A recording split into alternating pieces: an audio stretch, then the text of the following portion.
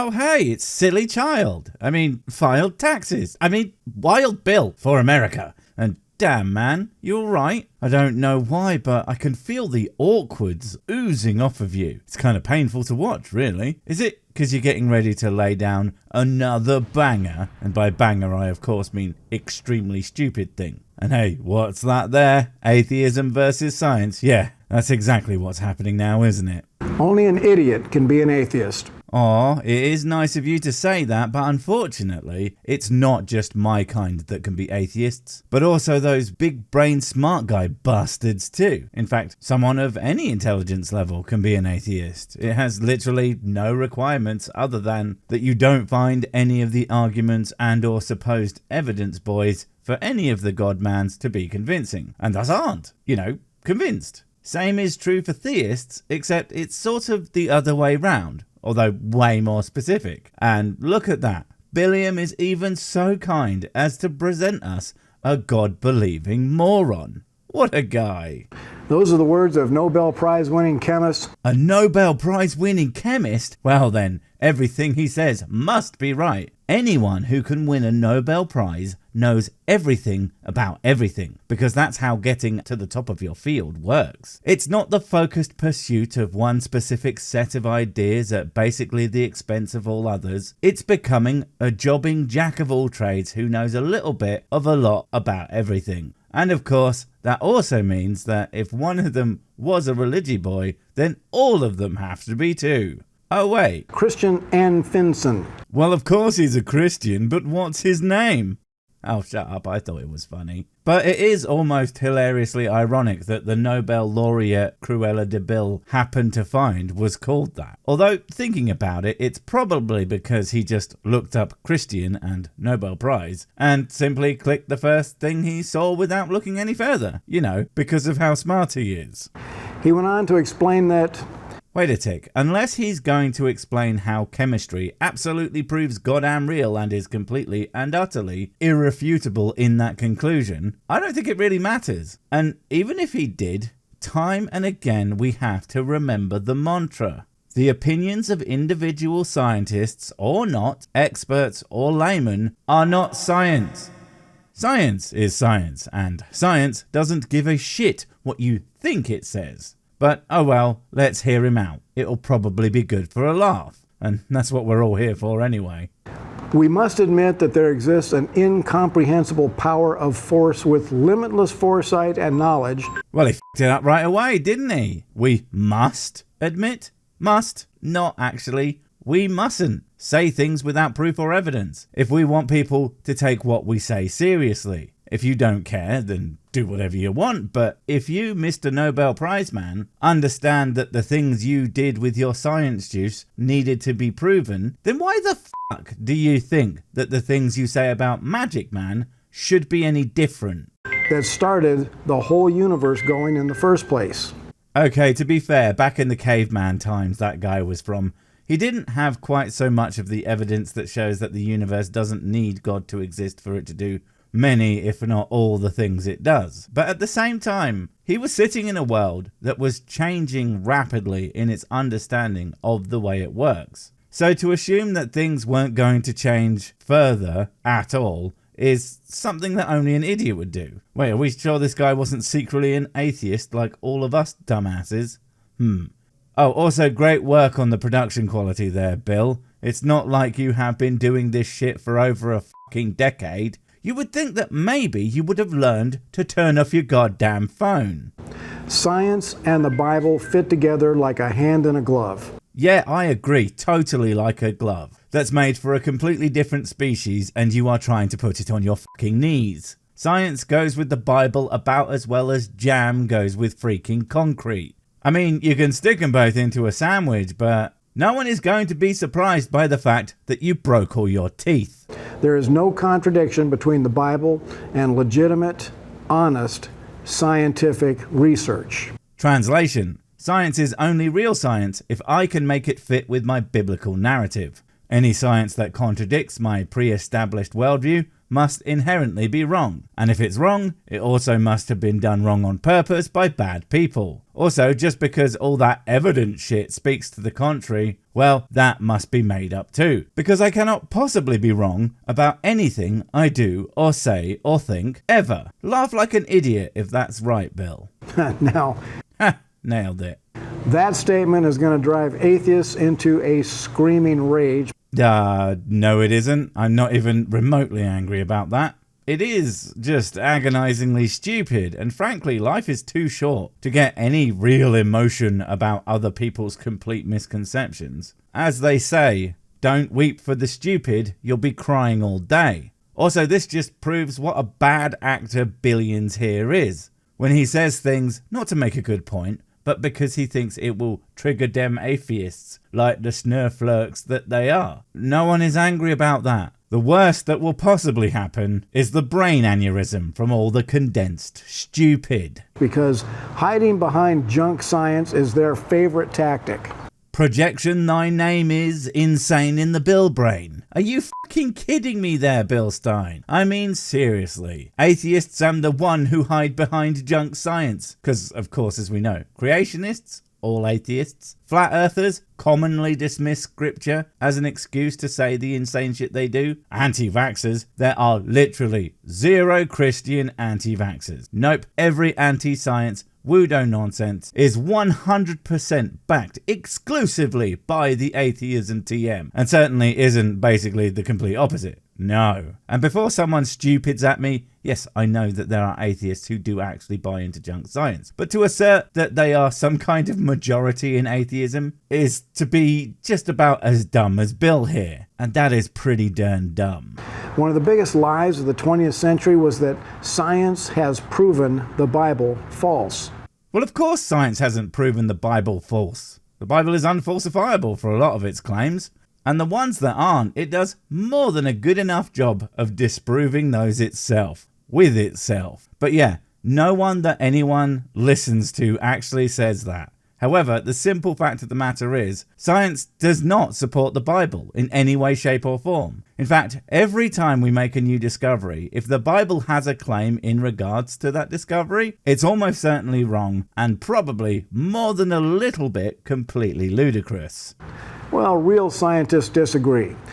Sure, and let me guess, by real scientists, you mean the same thing as your real science, aka if it agree with me, it gets to be correct automatically, no matter how utterly incompetent at science or anything else they are, since many of them are probably the science-doing equivalent of a 14-year-old kitchen porter to a 20-year veteran chef when it came to making a meal. Sure, they're probably very helpful doing their actual job, but if you give them a frying pan and a steak, the only meal you're likely to get out of them is a delicious burned-down restaurant. Lord William Kelvin, one of the greatest scientists of all time, said this. You know, it's uncanny, really, the way that these kinds of theists talk about science, when they never actually talk about science and merely quote people who agree with them, or quote mine others to make them sound like they agree with them. But never ever ever sit down, pull out a couple of peer-reviewed papers and show us how science say goddamn do the things. Almost like those don't exist and all they have is biased opinions and misrepresentations to support their worldview. How very scientific, giant pill. If you study science deep enough and long enough and hard enough to thrust your sweaty naked body into the science over and over again, you will really start to produce some hot, steamy science. No, wait, I'm thinking about porn. As usual, because I'm such a dirty, filthy sinner. It will force you to believe in God. So far, our quotes have been from one man who was born and died before anything even approaching what we think of as a modern computer existed, and another who was born in the middle of fucking World War I. Now, don't get me wrong, I'm sure both men were very big brain smart guys in their respective fields, but that doesn't mean they know dick all about who or what or why the universe came to be. And the fact that it was so freaking long ago really doesn't help your case now, since perhaps if they were working at their peaks today, they might have had slightly, completely fucking different opinions, seeing as scientists of the current era are very often non-religious or atheists or simply culturally religious because they really don't want to upset their grandmas. Why do you think that is? Is it just me, or does that sound like a cough cough, I know this is all bollocks cough cough type of cough? Even Charles Darwin, the scientist most often associated with atheism. The scientist most associated with atheism. Apart from the fact that that sounds like a fucking stage name, that is one of the most insanely stupid statements I think I have ever heard you make in this video. Charles Darwin isn't the scientist most associated with atheism. He's the scientist most associated with fucking evolution because, you know, that's kind of his thing. There are a shitload of famous scientist atheists that are extremely vocal and famous for it. They talk about it a bunch and they have books about it. To say that Big Charlie D is the one most associated is to be just as wrong as anything else you've said. But then again, 100% is just one of those numbers that you can't be more than by definition, so... Said this: the question of whether there exists a creator and ruler of the universe has been answered in the affirmative by some of the highest intellectuals that have ever existed. Oh look, it's the quote mine. It's almost like your lot are so completely predictable in your utter inability to function honestly in any sort of conversation about atheism and or science. That quote is part of a larger one about the concept that belief in any particular god or divine being is innate to humans, but there is ample evidence to the contrary with isolated tribes who have never heard or even thought of any of them. And in terms of him saying that the great thinkers have answered that gods exist in the affirmative, well, I don't know exactly what he's supposed to mean by that, but it would be perfectly understandable as him saying that some smart people have said God does the real, but that doesn't mean that he thinks that they're right, especially since he also noticed that the firm belief in any particular deity only seems to come into play in long established cultures. You know, where they can keep the myths and legends they have alive and add to it and be more confident in how right they are over time, whether or not they are.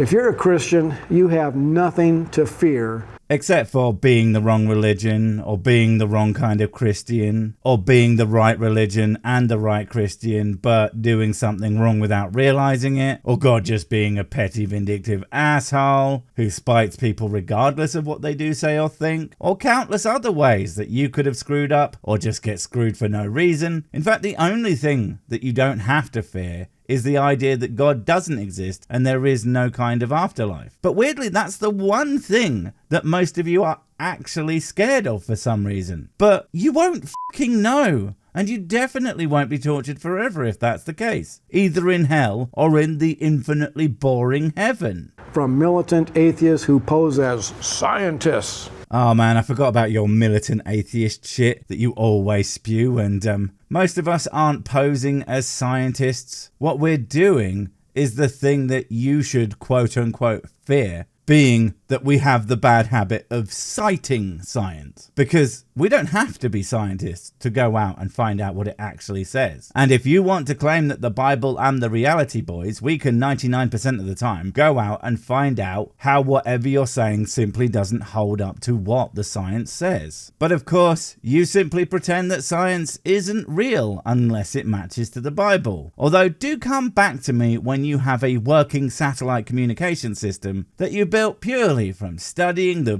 book of fucking Job or whatever, and I'll happily call the Bible a science textbook. But I won't hold my breath. If I really need to pass out, I'll just choose the whiskey.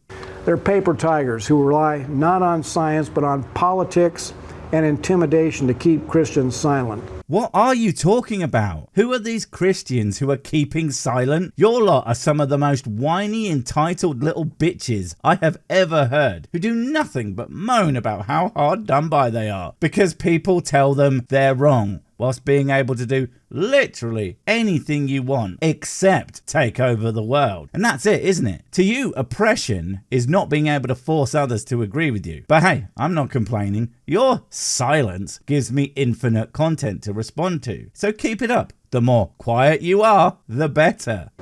If indeed science had proven the Bible wrong, the militant atheists would be excited to present that evidence alongside the biblical evidence so they could show the whole world that they had defeated Christianity.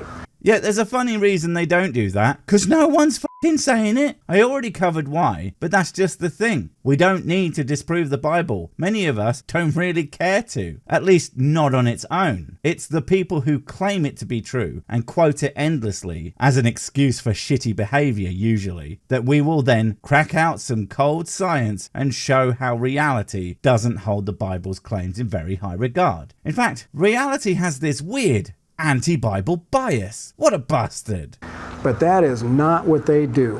No, but it's what you do all the time, except without any proof, just a copy of old book TM. And the kind of can-do attitude that only a complete and total moron will have when they are 100% confident in everything they say, no matter how skull-shatteringly stupid it is.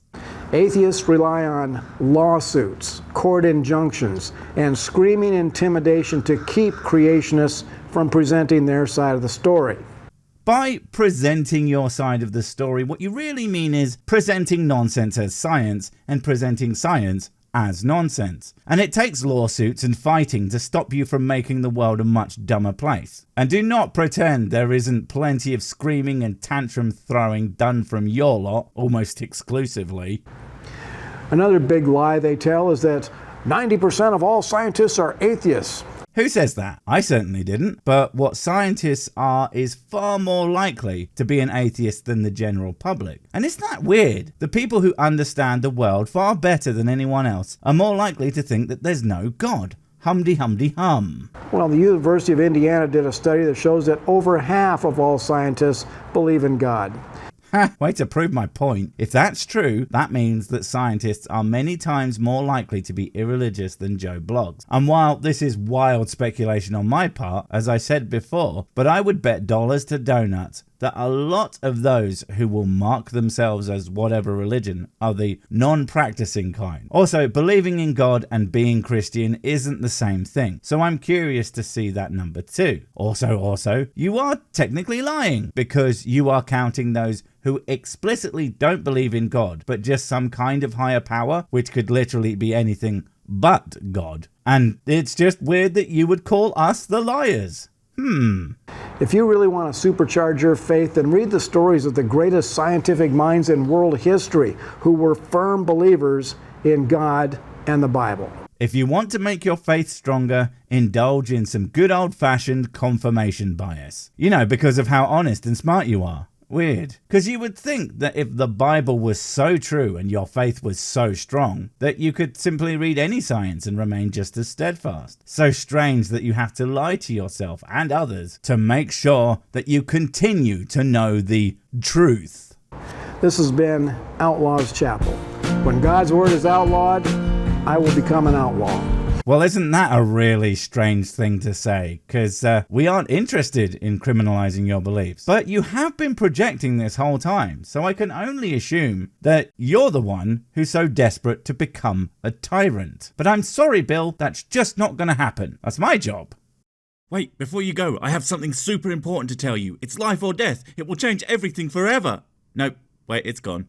Oh well, probably wasn't important. But while I have you, don't forget to comment, subscribe and notify. And if you want more of my smexy voice, check out Mrs. Six's channel Spoonstaff Stories, where I narrate and voice all the videos, and she does the work. And if you want to support the channel, check out the merch store for cool t-shirts, or check out Patreon, memberships and PayPal to support directly. Finally, follow me on the medias of social to get completely pointless guff and to keep up on the latest releases. Oh, I just remembered what I was going to tell you. Whatever you do, don't touch the